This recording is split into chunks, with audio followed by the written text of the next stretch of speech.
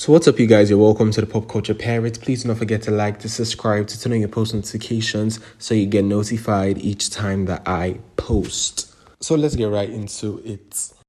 I think Offset has done a splendid job keeping himself in the media since the year 2025 for all the wrong reasons.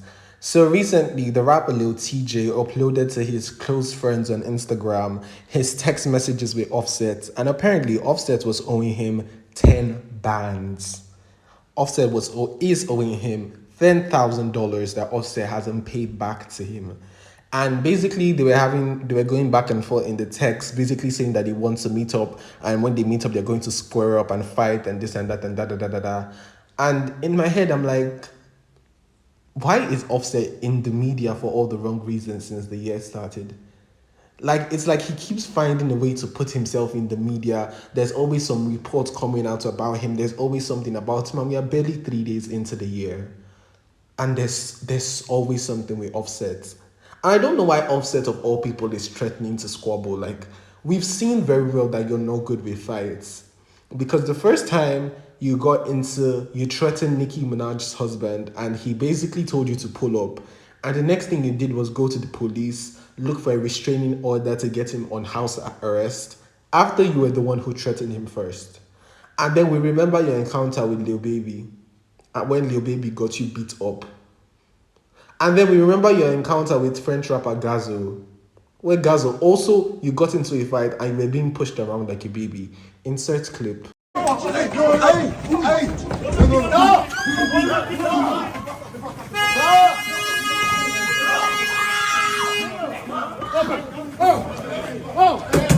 Like, security literally had to jump in and save your ass.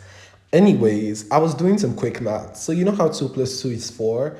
And if Johnny had 5 apples, you remember last year, Cardi and Offset were being sued by the owners of the house where Cardi shot the video to the music video to her freestyle.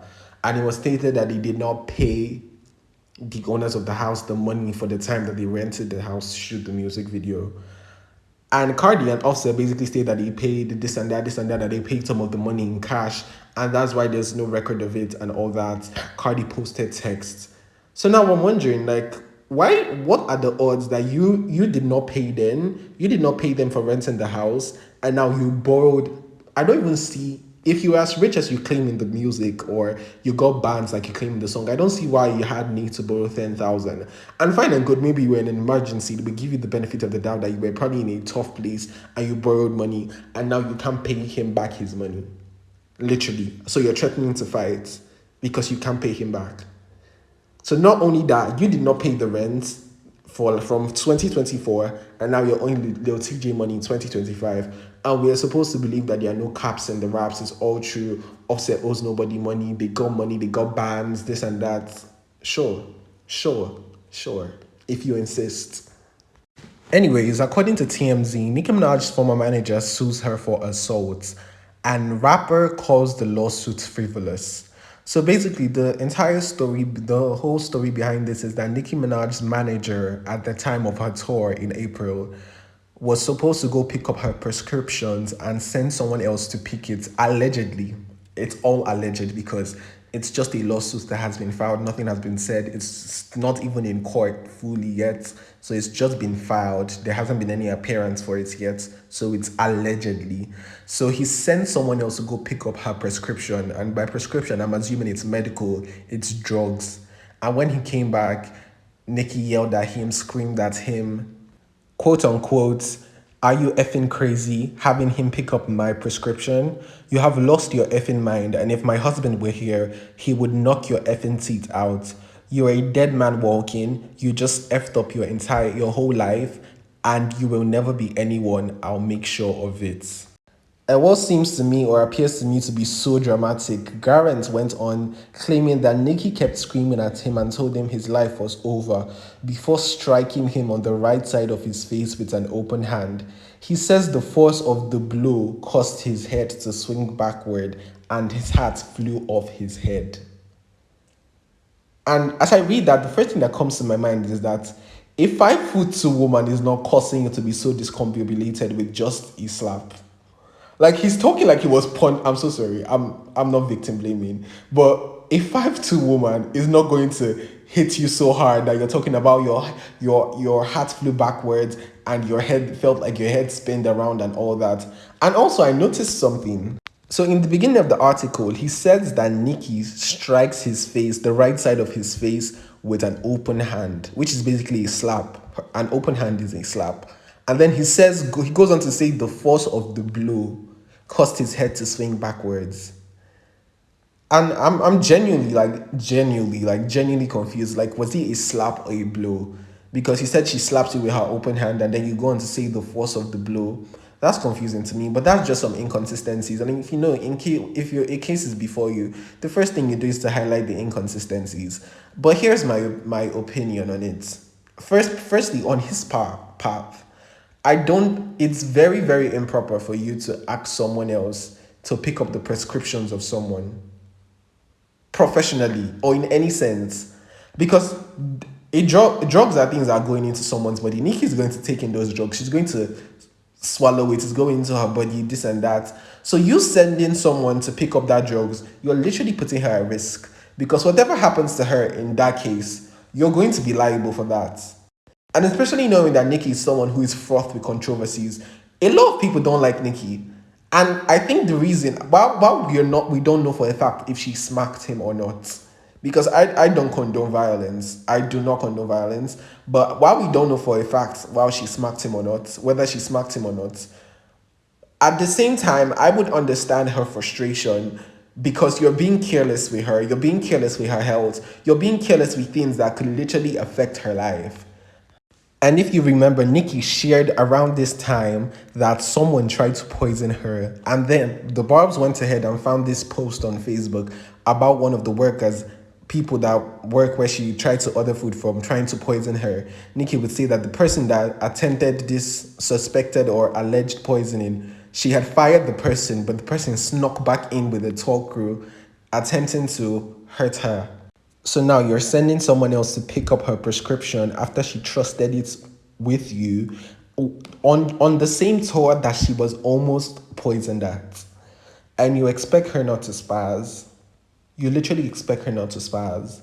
And we don't know for a fact whether Nikki hit him or not. It's all effing alleged. But that's just my viewpoint on it. Like, you can't be careless about certain things, especially when it involves the life of someone that you work under. You can't just be careless and treat certain things with levity. Like, it's that simple. It's literally that simple. And people were saying that Nikki hit him with the. Did I not tell you? Did I tell you? Hit on his mouth. Get at me.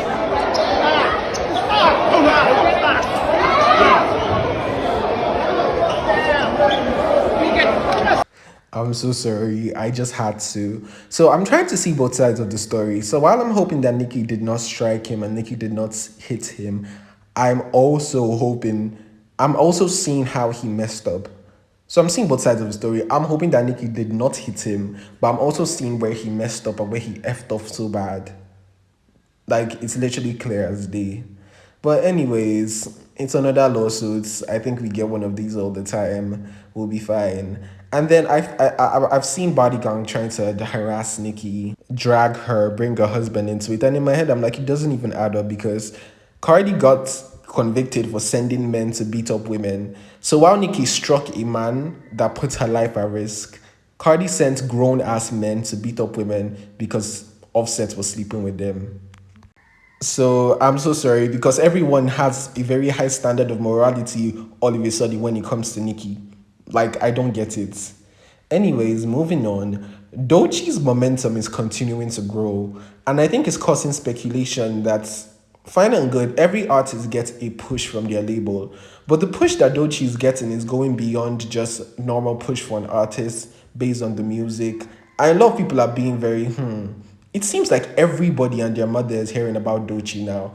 And I'm glad, I'm really happy for that, because Doechii is really, really talented. Like, really, really, really super talented. She's one of the best talents in female rap in a long, long time. But it's so crazy to me how within the space of 48 hours, Billie Eilish, Phineas, SZA, Hayley Williams have all been showering praise on Doechii. SZA said Doechii is her best artist ever. Billie saying that Doechii is so talented. All facts. all facts, but like, what are the odds that you're all posting it almost at the same time? It's just giving very label pushed.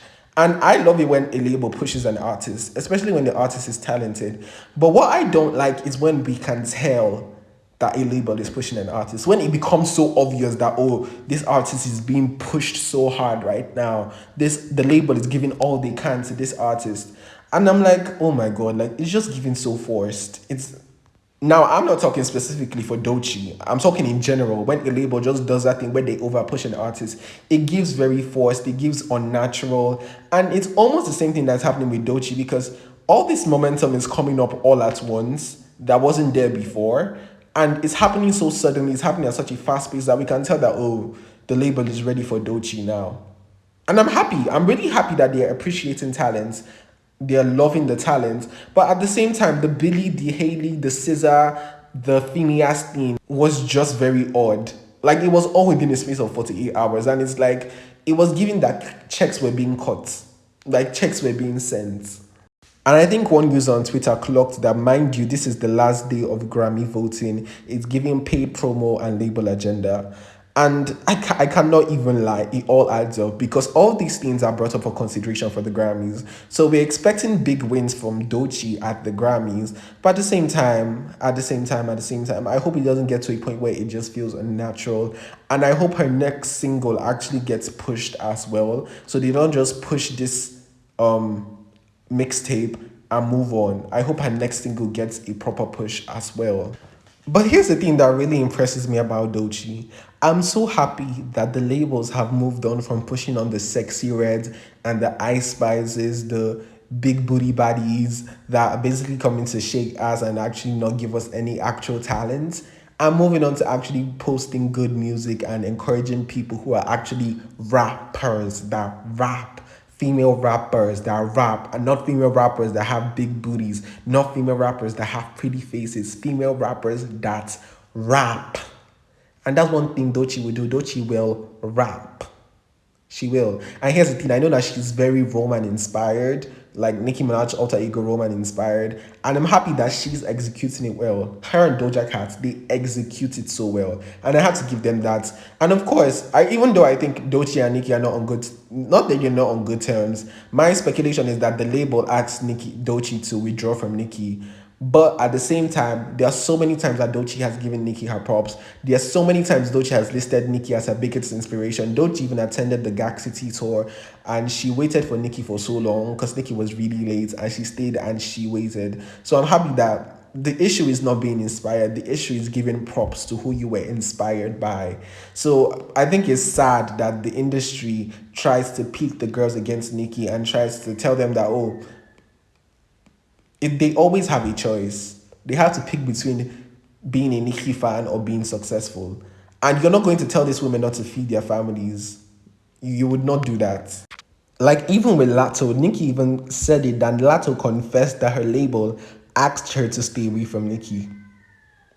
Like the label asked her that. And I believe that was the exact same thing with Doechii. But I guess it's industry politics at the end of the day. But that's about it for this video. Please do not forget to like, to subscribe, to turn on your post notifications so you get notified each time that I post because the tea is going to keep on coming.